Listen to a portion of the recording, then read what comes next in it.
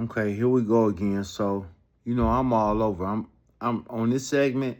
I'm attacking these fake witch doctor ass historians that steadily trying to push this narrative about black people being slaves and coming from Africa and all that bullshit. That's a fucking lie. Okay? And I'm not talking from emotion. What I'm speaking on is from reading books like White Cargo.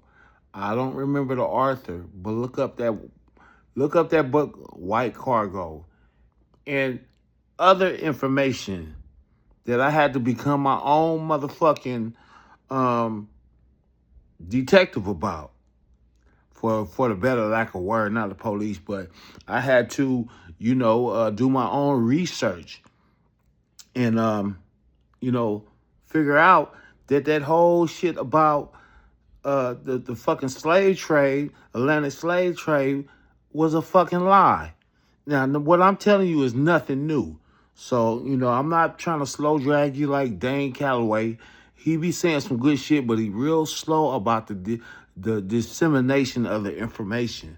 What I'm trying to do is just simply trying to get you to realize that there's a whole nother side of how people like me and you uh, have always been here. And once you start to understand that, then you start to look at it from a different perspective, right? Now, everything that was here in America was superimposed and spread it all over the world. Imagine if all these great empires was not in Rome, like they say, or not in, Italy, or not in Egypt over there in Africa, or in North Africa, Carthage, like they tell you in their newest version of history. What if all this shit was in America? What if Israel was out here? If there is a Israel, what if everything the Red Sea, what if that was in California, on the border of Nevada? I'm not saying nothing new. A lot of us know. What if it all was here? What if you stop saying we go 400, 500 years foundation here, right? I like the foundation term, but we much older than that, just 400 or 500 years. Try 4 or 500 million years. We are the oldest people on the planet. And I said it, and I'm not being emotional. You can look it up. We got supportive information and documentation. That's not what I'm here to do. I'm not here to give you source, but I would like to point you in the direction so you can find just like I found, Be your own detective and researcher so you can know that everything they taught you was a lie about slavery, and that on the Atlantic coast, that weather is too unstable to bring any kind of boat with a big cargo of people over here. But on the other hand, on the other side of the world, the West Coast, Mexico, they call that the Pacific is the passive ocean. Just think about it. You got to really look at words. Why do they call it passive? Because it's a cold water ocean, and it's always smooth sailing, getting everything to and from. That's where most of your imports and everything is going to come from, the Pacific. So, of course, they used to traffic people here from all these other islands right there to Mexico. Mexico is the biggest, gigantic slave port, and then New York. See? And they had the biggest classification of what a caste system is, a system of various classifications of different colors, different backgrounds, where they're trying to, separate people into laws and shit, right? So a caste system could be if your mama was half this and your father was that, then you were a quadroon, or you are or a Sambo. They had so many. I'm going to give you the picture so you'll see how they used to classify these white people and these mixed people, right? In fact, back in the day before Mexico got took in 1848, the Mexican secession, these people that was over there was niggas. They spoke Latin, or what we would call Spanish today is Latin. Spanish is cap. Spain is cap. It's a cover up, history educational word, right? Spain is new. The Spain over there in Europe is not even, it's a corporation that was created in 1979 or something like that.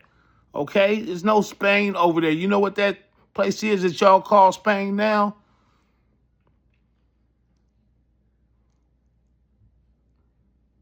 It's not Spain. It's called Iberia, right? So when you know, you know. They took your country over and conquered you.